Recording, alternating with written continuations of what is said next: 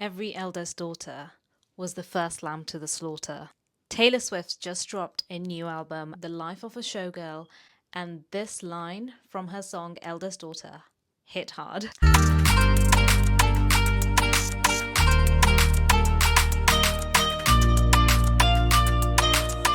Hi everyone, welcome to the Psychic Engineer podcast where spirituality meets strategy to help you manifest your best life. Now, what is the Eldest Daughter Syndrome is what we're going to talk about in this episode, and it's been inspired by Taylor Swift's song. Actually, I've been wanting to talk about this topic for a long time, but now it seems even more prevalent because it's not actually a diagnosed syndrome, but it may as well be because the characteristics are just very specific to an eldest daughter.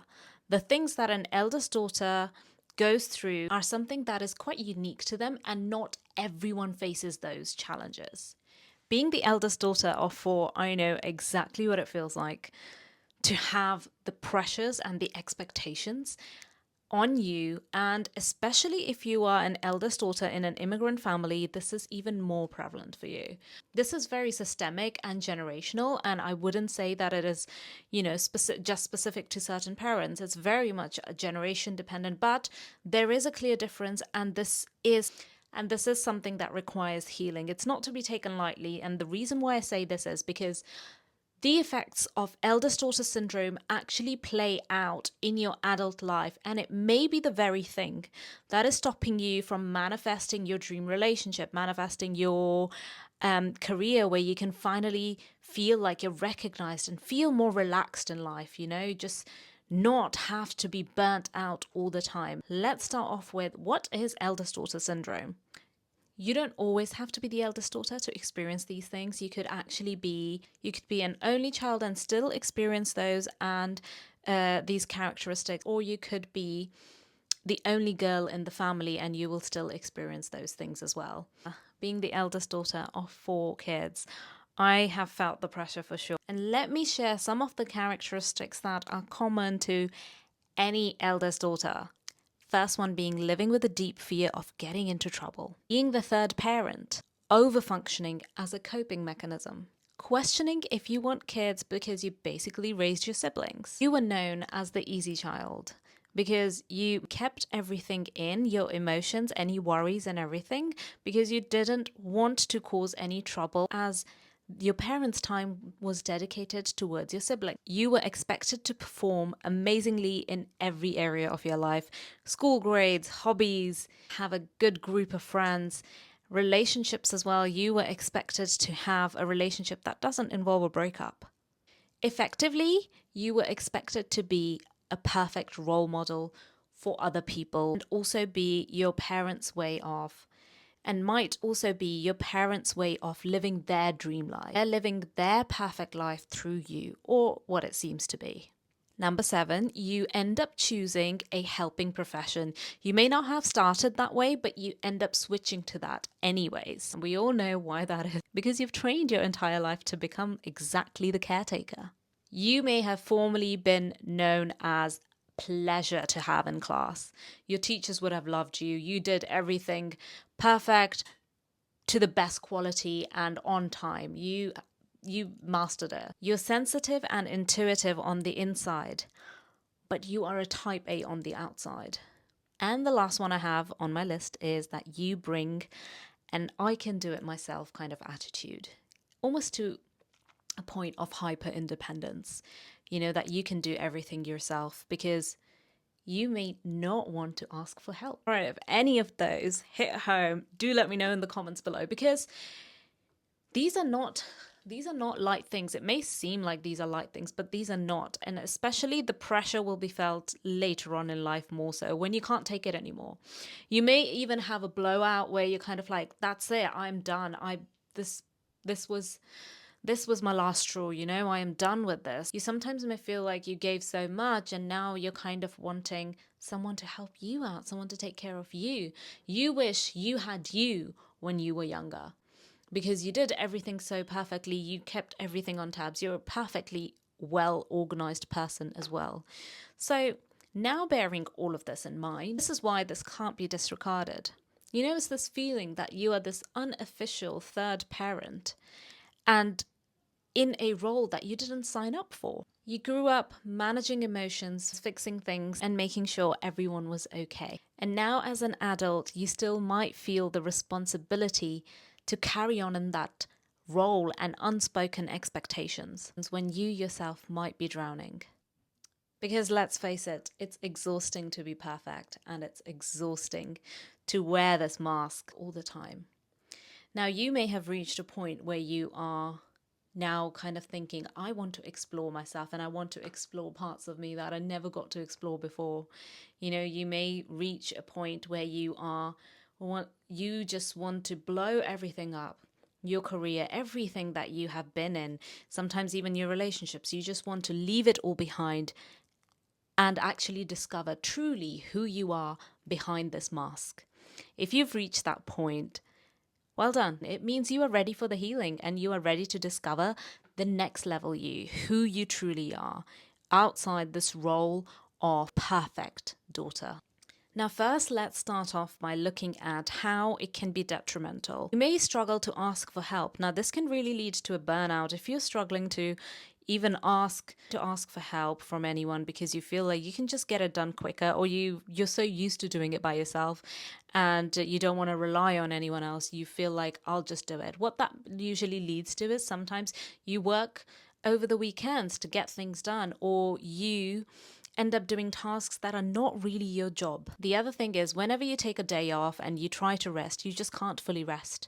You know, you can't fully relax. And that's because you are so used to doing things, even in your rest time, that now it feels odd. It feels like something's wrong when you are resting. You tend to attract people, whether that is in friendships or relationships, who actually just depend on you.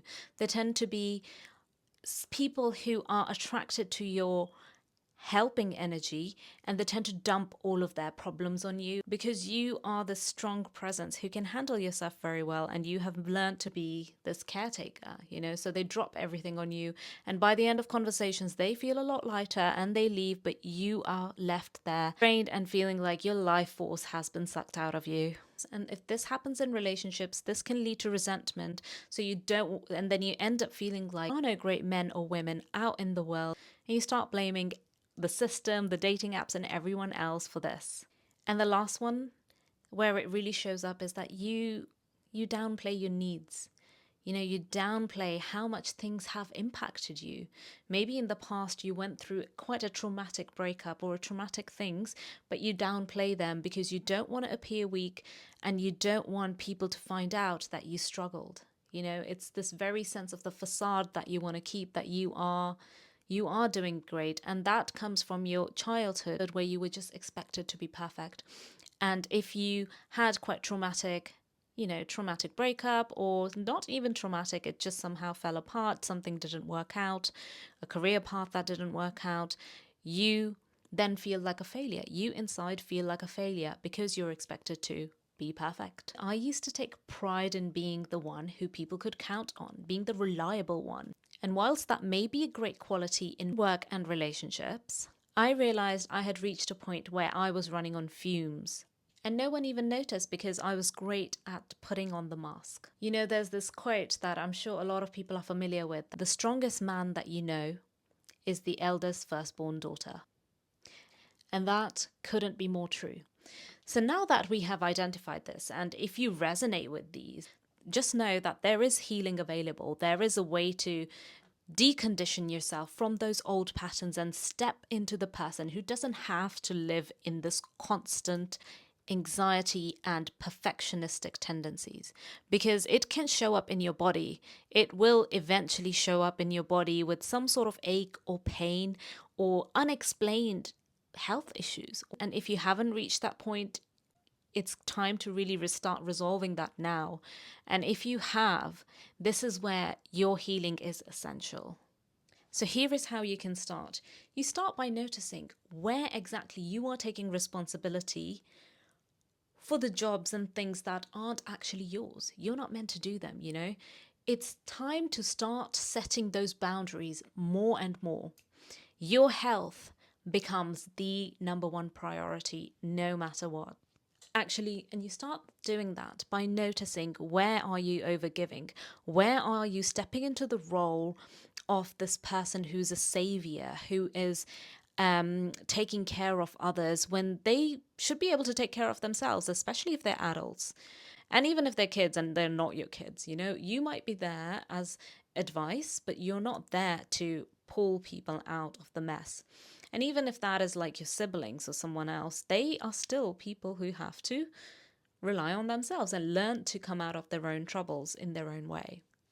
The second thing you can do is practice receiving help. I made a reel the other day on Instagram, and it was all about how to ask for help as a hyper independent girly. Now, if you feel really uncomfortable asking for help, I would start by, and if you're a spiritual girly like me, start by asking your spirit guides or the universe for help. Start by practicing asking universe for help, then eventually move on to the people around you. Start by saying to the universe, can you please help me? I really would love to manifest people who can really help me. Start by doing that. See what happens and how you progress forward. And then you can ask people for help. It may feel awkward at first, and that's because you haven't practiced it. So that's why it feels awkward and weird. But remember that it's okay to ask for help. And it's not only okay, we need a community. We can't do everything by ourselves. And the last one is, let yourself rest without guilt. Remind yourself that being loved doesn't require you to be useful. You are lovable regardless. You could start even by reading out affirmations and writing it down so that it really sticks with you.